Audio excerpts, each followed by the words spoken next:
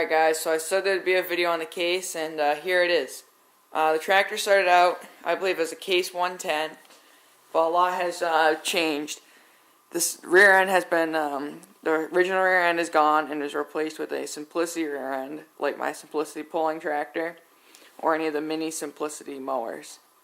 And it has a 18 horsepower post twin Briggs with a custom 2-in-1. And someone built this nice little blower. Other than that, there's just little stuff done to it. I mean, the dash has been chopped. The frame has been chopped a bunch. The hood's been lowered and pushed back. Just a lot of little things have been done. So here's a shot of the transmission. It's just a Simplicity rear end that has been, it's upside down, I believe, because usually the pulley would be on this side of the transaxle, but it's on this side. So I believe it's just flipped and upside down. Nothing's changed by that. This whole support bracket was made, and there's actually pillow block bearings on each side of the transmission holding it in. When I got the tractor, the whole rear end had to be rebuilt. This side of the case that you usually pull off, a couple of the bearings were bad, so I had to replace those. But actually, I did not replace those. I replaced the whole case. I found another transaxle. A few things I'd like to switch up is the linkage here is pretty loose, and it likes to pop out of gear once in a while. As you can tell, it's kind of loose.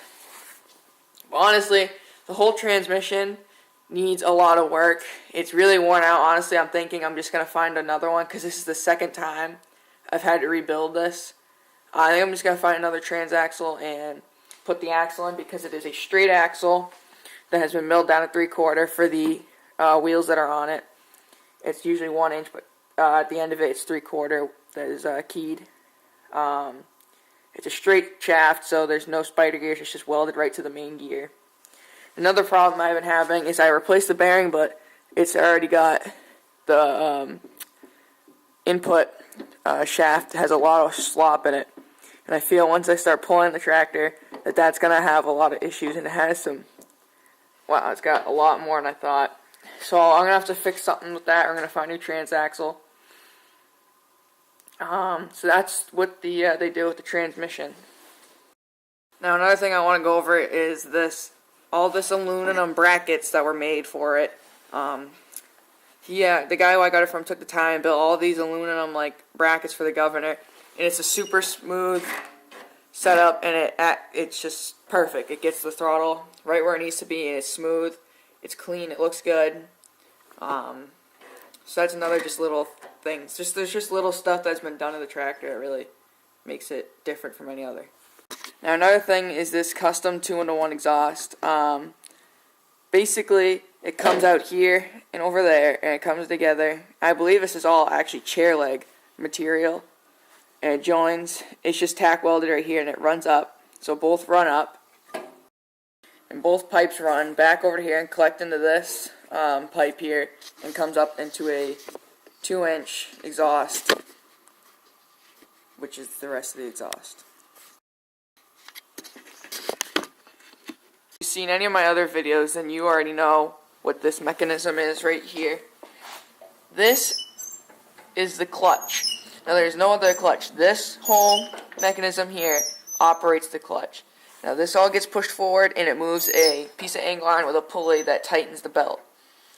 And it actually gets really good friction, because the reason we do that is it wraps the belt right around the pulley, so there's no slippage at all. And this is just what it looks like on the other side. It's just an arm, and you just press it to go forward, and it locks in, and then it comes back, and your throttle is on it too.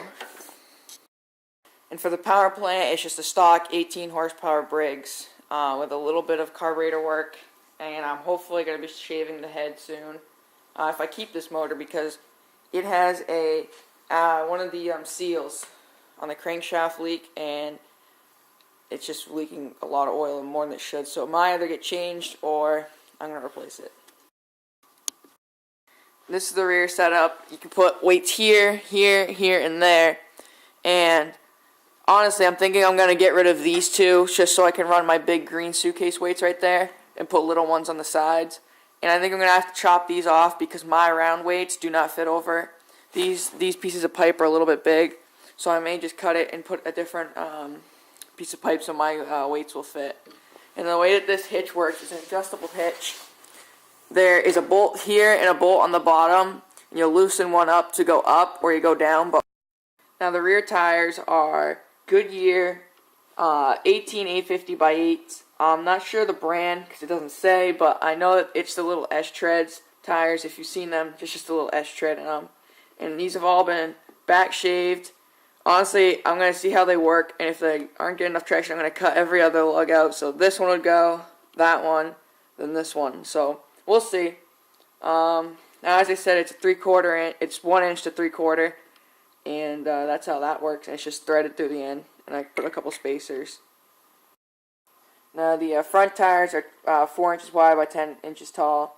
Nothing special. I'm not sure the brand. It's just they usually come on like a dolly or just something small. I think they're Chinese, I'm not sure. So just a little history on the tractor. The guy who actually started the club, and he built the tractor. He's built a bunch of tractors for the club, and he actually made the sled that we use, I believe. And this was his. I went to the last pull of the year, and it was sitting under a trailer. I asked him about it, and he said I could have it. So I ended up with it.